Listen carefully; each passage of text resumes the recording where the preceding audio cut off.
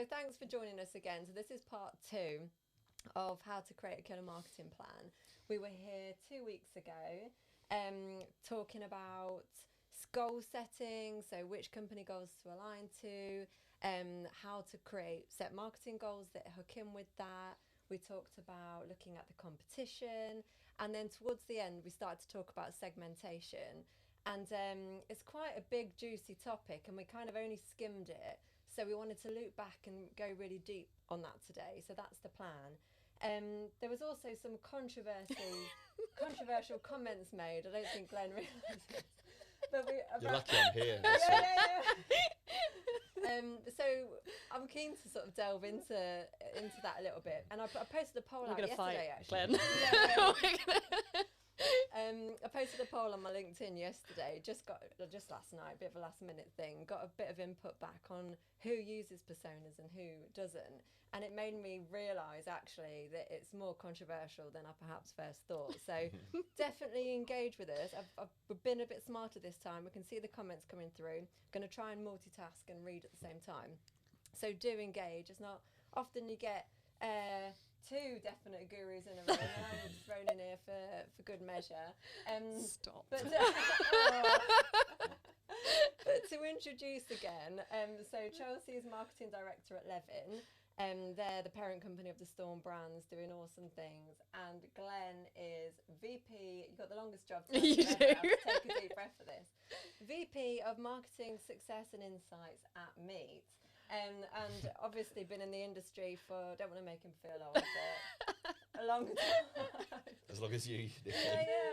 Yeah, to be fair, okay, yeah, thinking myself of that one. But I remember back when I was head of marketing at Faden, we were sort of a match made between the senior leadership team at Faden and you were staffing group. Staff group, yeah. And introduced that at an event, and then we just sort of kept in touch, didn't we? And now, I don't want to say 16 years. No, it's not that long. 10 years. Something like that. Yeah. Ages later, we're still in touch, and here we are. So, personas. To just talk about segmentation briefly, it's how you slice and dice your market, basically. So segmentation at a broad level is your markets, your industries, your job titles and things like that. The personas, does one of you want to delve into? Chelsea. Yeah, personas are basically a way of creating a profile that you're talking to within that segment, I think.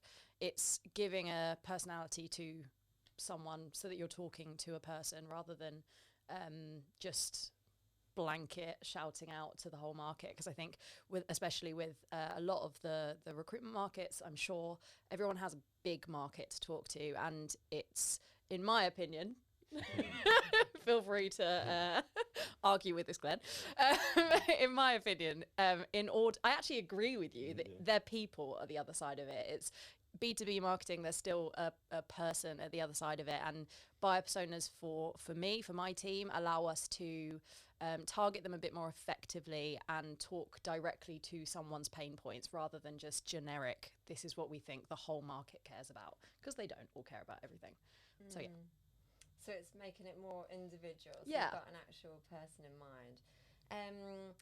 So give us a quick recap, because you went into, I know we talked about this last time, but you did a lot of work to create those, didn't you? Yeah. Tell us a little bit about that. We First of all, I think the first thing that if anyone is looking to get into buyer persona work, is you have to look at your own data, number one, and buyer personas need to be based off of something that is ideally your ideal client or your ideal candidate or something like that.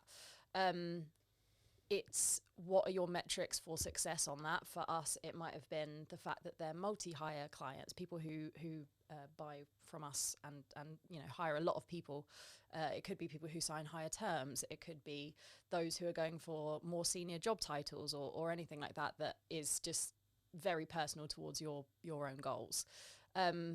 We took a massive amount of data over the sort of over about a year, segmented that into basically those things that we spoke about, the people who sign higher terms, the people who sign for more business, who do more business with us, and then we added to that data as much as possible. So rather than it just being, lots of depth, lots of lines on an Excel sheet, it was also quite a lot of columns as well. So were they people who engage with our marketing material? Are they people who are there any other links in terms of their demographics, in terms of their business demographics as well, and things like that? So it took us about 2 months to kind of come up with this project, and then that was just the quantitative stuff.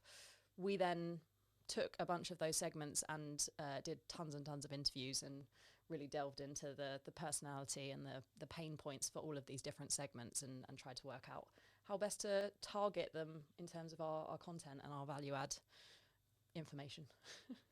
So let's put it to you guys just quickly. Are you fans of personas? Like, have you got them? Just drop us a quick yes. Don't have to go into bags of detail. So what did you find in your poll? What were your poll results? So the majority were pro. The ones that said no had actually, one of them that came back had struggled with the sales team in getting the buy-in, because they said, like, everyone's got these problems, and therefore we don't need separate personas, like everyone's kind of the same. And they were sort of struggling with that dynamic of how to come up with them. But yeah, the majority were yes, and I'm seeing yes in the comments. So let's go to Glenn. What are your thoughts on personas? I think that they are worthwhile if they're done correctly, and I think the way Chelsea kind of spoke about it is key. I think sometimes we're at risk of, as marketers, creating the personas because we feel like we need to as part of a marketing plan. That's what the textbooks say, that's what we've learned, that's what we've been told. But unless you've got the other elements in play, that all they are is like, oh, we've just got personas and we're not acting on them with the future tactics when it comes to marketing. What do you mean by that? Chelsea said it is the data and the wide, the wider segmentation. I'm a massive advocate that marketing should own the CRM. In the majority of recruitment businesses, it's a very, very expensive Rolodex for consultants who search it for names, email addresses, and mail shot, and use it to mail shot. And I think calling that out as it is important. I think if marketing can get in there and segment the database into customer groups, into candidate groups, into tagging and categories, which is relevant to marketing and winning business rather than relevant to a consultant just doing a search to find candidates to do a job, which happens in a lot of cases, it becomes a lot more powerful, both from a segmentation and a persona building point of view. But then further down the line, when you get into your tactics element, is that your distribution's going to be a hell of a lot better. It's going to be a hell of a lot targeted. Your content's going to be a lot more targeted. And the theory is the results are going to be a lot more measurable and a lot more valuable in that sense. So do you have personas at me? No. So what do you have instead? In terms of, we focus a little bit more on the client side, to be honest, and client buckets and the behaviours of clients in terms of their commercial activity, in that sense. So, and then combine that internally with what it looks like in terms of effort from a consultant's point of view, and we try and combine, what we might think is a good client based on commercial activity, revenue, jobs on, etc., and then look at, how much effort does it cost for us to consultants to look at it, and then are they a ideal client or not? And I don't want to kind of put the candidates to one side in that sense, because I do think if you're identifying the pain points and everything of the client side, you're able to speak to the candidates as well. And this is just kind of our approach at Meet when it comes to you know, a marketing plan and our strategy and what we want to be known for, and there isn't a one size fits all, is that we want to talk to the industry a lot more. We want to talk to the industry and align our values and our purpose with that. And I'm very fortunate in the sense that the candidate acquisition, to a certain degree, doesn't have to be as explicit as it maybe is in some other businesses, because we believe it will just happen. But that's just the approach we take. So we focus a little bit more on segmenting the clients to see opportunities there, and then creating the marketing plan more aligned with values and purpose. Yeah, that makes sense. Yeah, so at the Leap, what we tend to do is look at the problems we're trying to solve, like the job that the target user is trying to get done. And I know last time we talked about candidates and clients, they can sort of move from one pool to the next. But when it comes to selling services, a job seeker is not looking for a new RPO solution, right?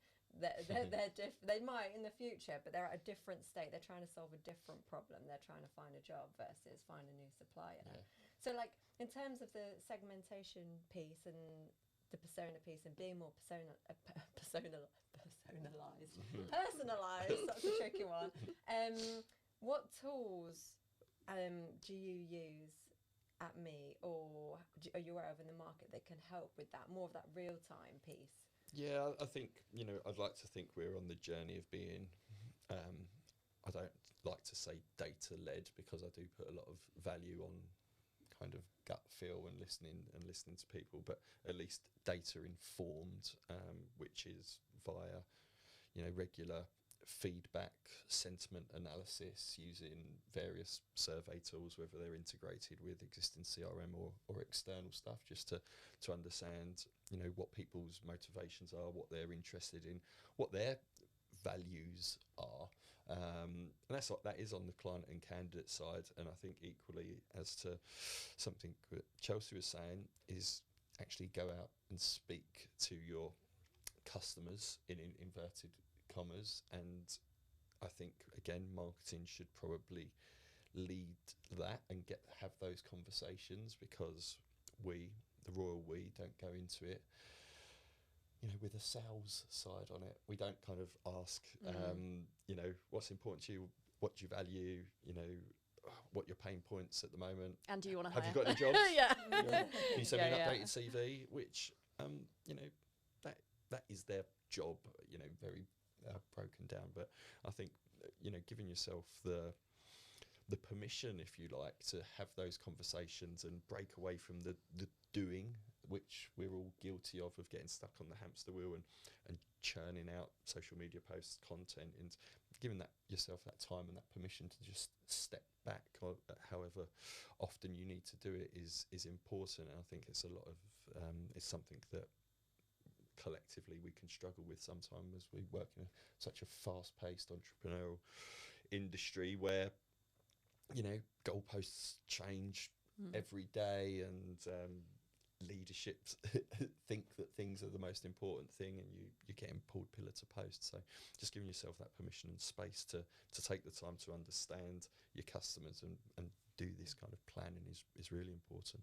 When you went through the process, Chelsea, did you involve consultants in it as well? Yeah, so we tried to kind of take it to be as exhaustive about the process as possible. So that did mean having almost like focus groups with consultants to just brainstorm what the small talk is in there before they get into the pitches. What's kind of, you know, what are they asking the clients? Are there any common themes that keep coming up in pushbacks? Because the pushbacks are a big part of our buyer personas.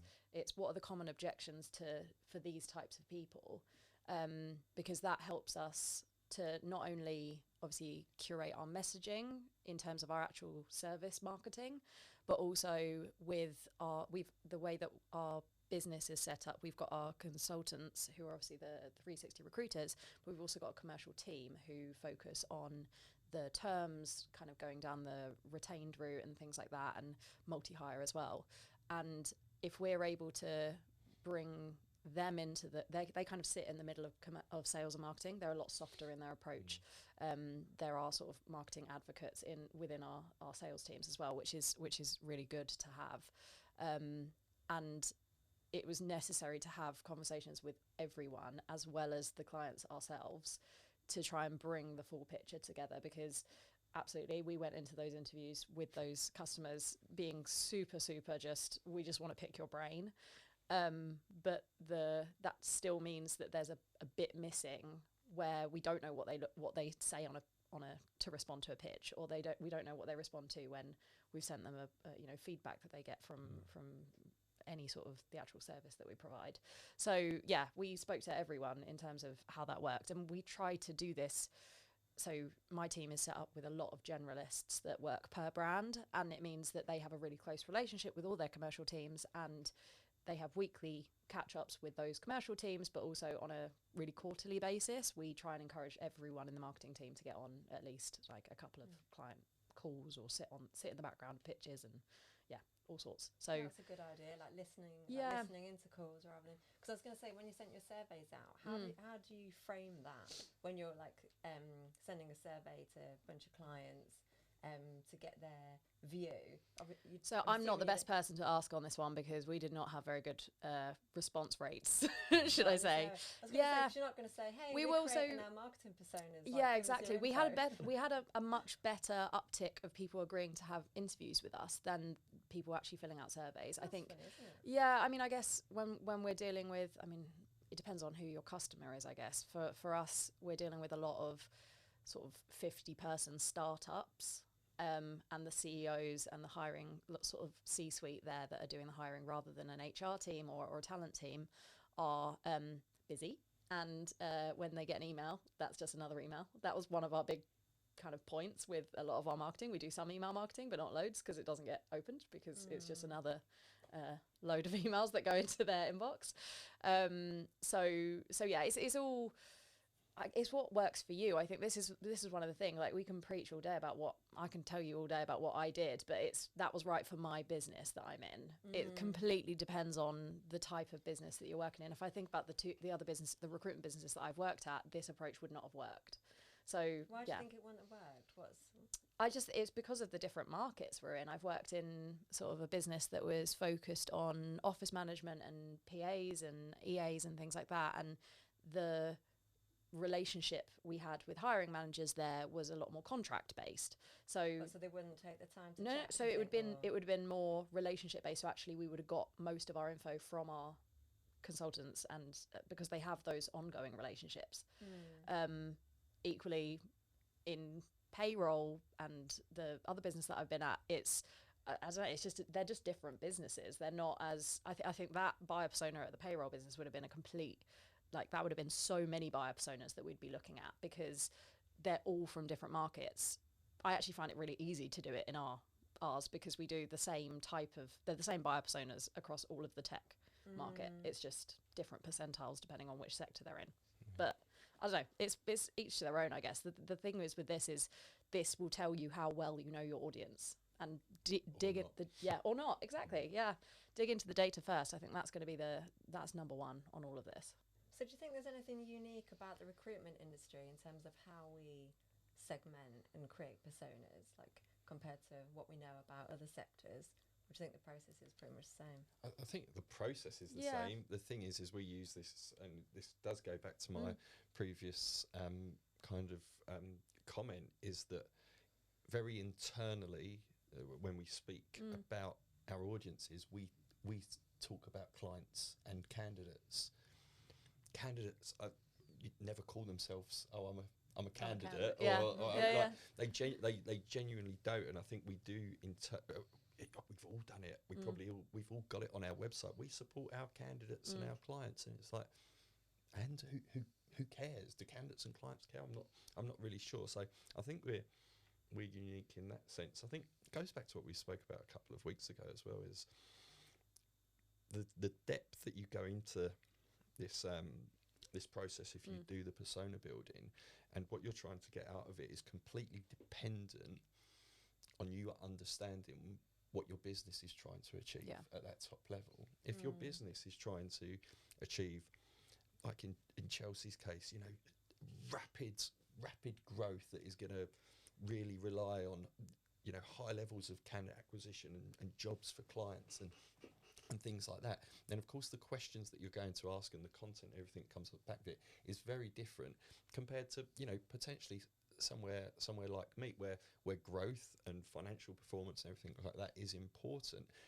But certainly last year and this year, the focus is a lot more on really aligning ourselves with the challenges that are happening in the life sciences space, and how we can influence those challenges, whether that be diversity within the space, whether it's promoting, you know, more women in the STEM markets and things like that. And when the goal and the objectives is different, then you know, the levels of depth, and that goes all throughout the plan that we'd be talking about, isn't it? It's like, for some businesses, email marketing is going to be something they're going to spend loads of time on planning and how many goes out, and then for other businesses it'll be like, we want in-person events, we're not going to do any email marketing or social media marketing. So it's always seems a little bit of a cop out to say it depends, but it really does depend. Really does. And I think as marketers, that's why, you know, going back to our first session, is you've got to get yourself into the room with those people who are shaping the vision and the journey for the business, so that you can really understand it. Because otherwise you can do, you know, some of the great stuff that Chelsea's obviously done at the various Storm brands, but it's not going to have any impact, and that's only going to leave you feeling deflated. You're not going to see results, and you're probably, you know, being completely honest, you're not going to, you know, probably feel as valued within the business. So do take the time to do that. Right, so I'm just looking at the time. Now's a good time, I reckon, to drop some questions in if you've got any. I'm going to throw one at them while you're thinking. But if you've got any questions, please do pop them in, and I'm going to put them to the panel. So I was thinking about this in terms of segmentation, and we talk about clients. I think my brain always goes to lead gen, so I'm automatically thinking clients more so than candidates. But when it comes to creating personas in the candidate world, is there a risk that its personas aren't supporting the more inclusive direction? Like, how do you make sure you're not excluding people when you're creating personas to target, if you know what I mean? Yeah, I mean, we don't have personas on the candidate side at all. Partially because we're not, I think I mentioned it last session, but we are focused on the client side of things in terms of targets and lead gen, demand gen. As a marketing team. Candidate acquisition isn't part of our direct remit right now. We're obviously coming up to 4 years old as a business, so exactly as you say, we were starting from zero when we thought about marketing strategy, buyer personas, all of that side of things, and it is literally like, grow at all costs. Let's see how much market share we can get over the next, you know, however many years.